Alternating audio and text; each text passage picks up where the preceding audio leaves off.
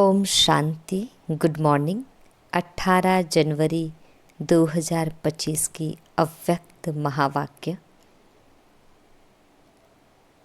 विषय है पिताश्री जी की पुण्य स्मृति दिवस पर प्रातः क्लास में सुनाने के लिए बाप दादा के मधुर अनमोल महावाक्य। पिताश्री जी की पुण्य स्मृति दिवस पर प्रातः क्लास में सुनाने के लिए बाप दादा के मधुर अनमोल महावाक्य। ओम शांति। डिटेल है, रूहानी बाप अभी तुम बच्चों से रूह रिहान कर रहे हैं, शिक्षा दे रहे हैं। टीचर का काम है शिक्षा देना और गुरु का काम है मंजिल बताना। मंजिल है मुक्ति, जीवन मुक्ति की। मुक्ति के लिए याद की यात्रा बहुत जरूरी है और जीवन मुक्ति के लिए रचना के आदि मध्य अंत को जानना जरूरी है।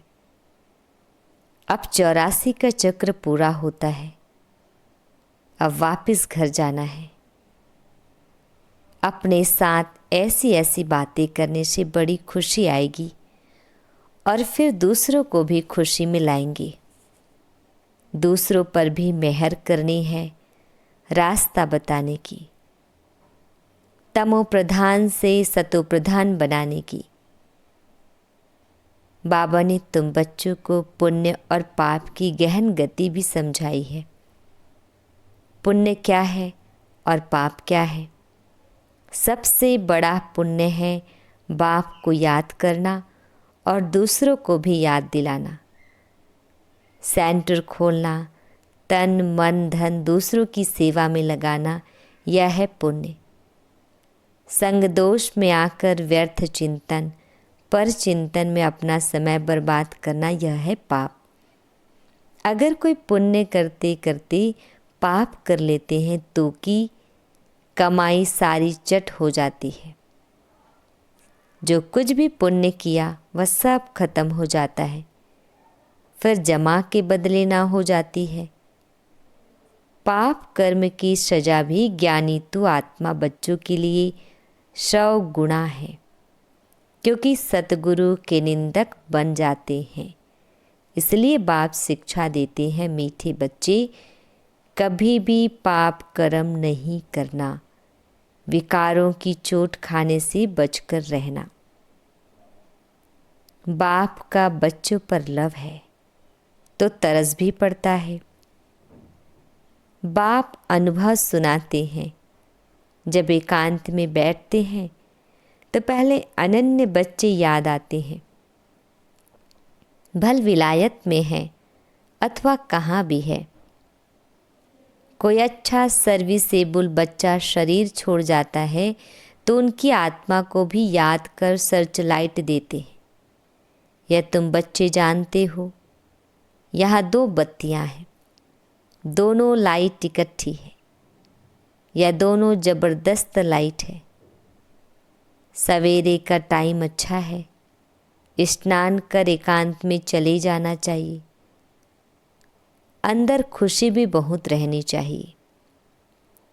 बेहद का बाप बैठ बच्चों को समझाते हैं, मीठे बच्चे अपने को आत्मा समझ मुझ बाप को और अपने घर को याद करो। बच्चे, इस याद की यात्रा को कभी भूलना नहीं।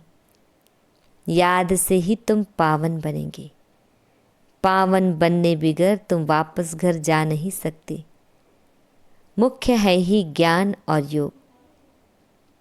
बाप के पास यही बहुत बड़ा खजाना है जो बच्चों को देते हैं। इसमें योग की बहुत बड़ी सब्जेक्ट है। बच्चे अच्छी रीति याद करते हैं तो बाप की भी याद से याद मिलती है। याद से बच्चे बाप को खींचते हैं। पिछाड़ी में आने वाले जो ऊंच पद पाते, उसका आधार भी याद है। वह कशिश करते हैं, कहते हैं ना, बाबा रहम करो, कृपा करो। इसमें भी मुख्य चाहिए याद। याद से ही करेंट मिलती रहेगी। इससे आत्मा हेल्दी बनती है, भरपूर हो जाती है। कोई समय बाप को किसी बच्चे को करंट देनी होती है तो नींद भी फिट जाती है, या फुरना लगा रहता है कि फलाने को करंट देनी है। तुम जानते हो करंट मिलने से आयु बढ़ती है, एवर हेल्दी बनते हैं। ऐसे भी नहीं एक जगह बैठ याद करना है। बाप समझाते हैं, चलते फिरते भोजन खाते कार्य करते भी बाप को याद करो। दूसरे को करंट देनी है तो रात्रि को भी जागो। बच्चों को समझाया है, सवेरे उठकर जितना बाप को याद करेंगे उतना कशिश होगी। बाप भी सर्च लाइट देंगे। आत्मा को याद करना अर्थात सर्च लाइट देना, फिर इसको कृपा कहो, आशीर्वाद कहो। तुम बच्चे जानते हो यह अनादि बना बनाया ड्रामा है। यह हार जीत का खेल है। जो होता है वह ठीक है। क्रिएटर को ड्रामा जरूर पसंद होगा ना, तो क्रिएटर के बच्चों को भी पसंद होगा। इस ड्रामा में बाप एक ही बार बच्चों के पास बच्चों की दिल व जान, सिक व प्रेम से सेवा करने आते हैं। बाप को तो सब बच्चे प्यारे हैं। तुम जानते हो सतयुग में भी सब एक दो को बहुत प्यार करते हैं। जानवरों में भी प्यार रहता है। ऐसे कोई जानवर नहीं होते जो प्यार से न रहे। तो तुम बच्चों को यहाँ मास्टर प्यार का सागर बनना है। यहाँ बनेंगे तो वह संस्कार अविनाशी बन जाएंगे। बाप कहते हैं, कल्प पहले मिसल हुबहू फिर से प्यारा बनाने आया हूँ। कभी किसी बच्चे का गुस्से का आवाज़ सुनते हैं तो बाप शिक्षा देते हैं, बच्चे गुस्सा करना ठीक नहीं है। इससे तुम भी दुखी होंगे, दूसरों को भी दुखी करेंगे। बाप सदाकाल का सुख देने वाला है, तो बच्चों को भी बाप समान बनना है। एक दो को कभी दुख नहीं देना है। बहुत बहुत लवली बनना है। लवली बाप को बहुत लव से याद करेंगे तो अपना भी कल्याण, दूसरों का भी कल्याण करेंगे। अभी विश्व का मालिक तुम्हारे पास मेहमान बनकर आया है। तुम बच्चों के सहयोग से ही विश्व का कल्याण होना है। जैसे तुम रूहानी बच्चों को बाप अति प्यारा लगता, वैसे बाप को भी तुम रूहानी बच्चे बहुत प्यारे लगते हो, क्योंकि तुम ही श्रीमत पर सारे विश्व का कल्याण करने वाले हो। अभी तुम यहाँ ईश्वरीय परिवार में बैठे हो। बाप सम्मुख बैठा है। तुम ही से खाऊं, तुम ही से बैठूं। तुम जानते हो शिव बाबा इसमें आकर कहते हैं, मीठे बच्चे, देह सहित देह के सभी संबंधों को भूल मामेकम याद करो। यह अंतिम जन्म है। यह पुरानी दुनिया, पुरानी देह खलास हो जानी है। कहावत भी है, आप मुए मर गई दुनिया। पुरुषार्थ के लिए थोड़ा सा संगम का समय है। बच्चे पूछते हैं, बाबा यह पढ़ाई कब तक चलेगी? जब तक दैवी राजधानी स्थापन हो जाए तब तक सुनाते रहेंगे, फिर ट्रांसफ़र होंगी नई दुनिया में। बाबा कितना निरहंकार से तुम बच्चों की सेवा करते हैं, तो तुम बच्चों को भी इतनी सेवा करनी चाहिए। श्रीमत पर चलना चाहिए। कहाँ अपनी मत दिखाई तो तकदीर को लकीर लग जाएगी। तुम ब्राह्मण ईश्वरीय संतान हो, ब्रह्मा की औलाद भाई बहन हो, ईश्वरीय पोत्रे पोत्रियां हो, उनसे वर्षा ले रहे हो। जितना पुरुषार्थ करेंगे उतना पद पाएंगे। इसमें साक्षी रहने का भी बहुत अभ्यास चाहिए। बाप का पहला फरमान है, अशरीरी भव। देही अभिमानी भव। अपने को आत्मा समझ मुझ बाप को याद करो, तभी जो ये खाद पड़ी है वह निकलेगी, सच्चा सोना बन जाएंगे। तुम बच्चे अधिकार से कह सकते हो, बाबा ओ मीठे बाबा, आपने मुझे अपना बना के सब कुछ वर्षे में दे दिया है। इस वर्षे को कोई छीन नहीं सकता है। इतना तुम बच्चों को नशा रहना चाहिए। तुम ही सभी को मुक्ति, जीवन मुक्ति का रास्ता बताने वाले लाइट हाउस हो। उठते बैठते चलते फिरते तुम लाइट हाउस होकर रहो। बाप कहते हैं, बच्चे अब टाइम बहुत थोड़ा है, गाया भी जाता है, 1 घड़ी आधी घड़ी। जितना हो सके एक बाप को याद करने लग जाओ और फिर चार्ट को बढ़ाते रहो।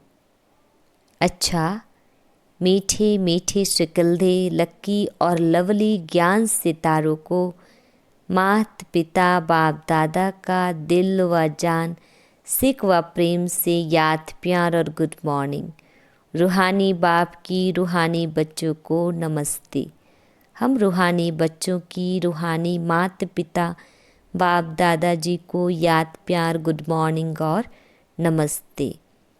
शुक्रिया मीठे प्यारे बाबा, आपका लाख लाख शुक्रिया। अव्यक्त महावाक्य, निरंतर योगी बनो, टाइटल है। डिटेल है, जैसे 1 सेकंड में स्विच ऑन और ऑफ किया जाता है, ऐसे ही 1 सेकंड में शरीर का आधार लिया और फिर 1 सेकंड में शरीर से परे अशरीरी स्थिति में स्थित हो जाओ। अभी अभी शरीर में आए, फिर अभी अभी अशरीरी बन गए। यह प्रैक्टिस करनी है। इसी को ही कर्मातीत अवस्था कहा जाता है। जैसे कोई वस्त्र धारण करना व ना करना अपने हाथ में रहता है। आवश्यकता हुई धारण किया, आवश्यकता ना हुई तो उतार दिया। ऐसा ही अनुभव इस शरीर रूपी वस्त्र को धारण करने और उतारने में हो। कर्म करते भी ऐसा अनुभव होना चाहिए जैसे कोई वस्त्र धारण कर कार्य कर रहे हैं। कार्य पूरा हुआ और वस्त्र से न्यारे हुए। शरीर और आत्मा दोनों का न्यारापन चलते फिरते भी अनुभव हो। जैसे कोई प्रैक्टिस हो जाती है ना, लेकिन यह प्रैक्टिस किन्हें हो सकती है? जो शरीर के साथ व शरीर के संबंध में जो भी बातें हैं, शरीर की दुनिया, संबंध व अनेक जो भी वस्तुएं हैं, उनसे बिल्कुल डिटैच होंगी। जरा भी लगाव नहीं होगा, तब न्यारा हो सकेंगे। अगर सूक्ष्म संकल्प में भी हल्कापन नहीं है, डिटैच नहीं हो सकते, तो न्यारेपन का अनुभव नहीं कर सकेंगे। तो हर एक को अब यह प्रैक्टिस करनी है, बिल्कुल ही न्यारेपन का अनुभव हो। इस स्टेज पर रहने से अन्य आत्माओं को भी आप लोगों से न्यारेपन का अनुभव होगा, वह भी महसूस करेंगे। जैसे योग में बैठने के समय कई आत्माओं को अनुभव होता है ना, यह ड्रिल कराने वाले न्यारी स्टेज में हैं। ऐसे चलते फिरते फरिश्तेपन के साक्षात्कार होंगे। यहाँ बैठे हुए भी अनेक आत्माओं को, जो भी आपकी सतयुगी फैमिली में समीप आने वाले होंगे, उन्हों को आप लोगों के फरिश्ते रूप और भविष्य राज्य पद के दोनों इकट्ठे साक्षात्कार होंगे। जैसे शुरू में ब्रह्मा में संपूर्ण स्वरूप और श्री कृष्ण का दोनों साथ साथ साक्षात्कार करते थे, ऐसे अब उन्हों को तुम्हारे डबल रूप का साक्षात्कार होगा। जैसे जैसे नंबरवार इस न्यारी स्टेज पर आते जाएंगे, तो आप लोगों के भी यह डबल साक्षात्कार होंगे। अभी यह पूरी प्रैक्टिस हो जाए तो यहाँ वहाँ से यही समाचार आने शुरू हो जाएंगे, जैसे शुरू में घर बैठे भी अनेक समीप पाने वाली आत्माओं को साक्षात्कार हुए ना, वैसे अब भी साक्षात्कार होंगे। यहाँ बैठे भी बेहद में आप लोगों का सूक्ष्म स्वरूप सर्विस करेगा। अब यही सर्विस रही हुई है। साकार में सभी एग्जाम्पल तो देख लिया, सभी बातें नंबरवार ड्रामानुसार होनी है। जितना जितना स्वयं आकारी फरिश्ते स्वरूप में होंगे, उतना आपका फरिश्ता रूप सर्विस करेगा। आत्मा को सारे विश्व का चक्र लगाने में कितना समय लगता है, तभी आपके सूक्ष्म स्वरूप भी सर्विस करेंगे, लेकिन जो इस न्यारी स्थिति में होंगे, स्वयं फरिश्ते रूप में स्थित होंगे। शुरू में सभी साक्षात्कार हुए हैं। फरिश्ते रूप में संपूर्ण स्टेज और पुरुषार्थी स्टेज दोनों अलग अलग साक्षात्कार होता था। जैसे साकार ब्रह्मा और संपूर्ण ब्रह्मा का अलग अलग साक्षात्कार होता था, वैसे अनन्य बच्चों के साक्षात्कार भी होंगे। हंगामा जब होगा तो साकार शरीर द्वारा तो कुछ कर नहीं सकेंगे और प्रभाव भी इस सर्विस से पड़ेगा। जैसे शुरू में भी साक्षात्कार से ही प्रभाव हुआ ना, परोक्ष अपरोक्ष अनुभव ने प्रभाव डाला, वैसे अंत में भी यही सर्विस होनी है। अपने संपूर्ण स्वरूप का साक्षात्कार अपने आप को होता है। अभी शक्तियों को पुकारना शुरू हो गया है। अभी परमात्मा को कम पुकारते हैं, शक्तियों की पुकार तेज रफ्तार से चालू हो गई है। तो ऐसी प्रैक्टिस बीच बीच में करनी है। आदत पड़ जाने से फिर बहुत आनंद फील होगा। 1 सेकंड में आत्मा शरीर से न्यारी हो जाएगी, प्रैक्टिस हो जाएगी। अभी यही पुरुषार्थ करना है।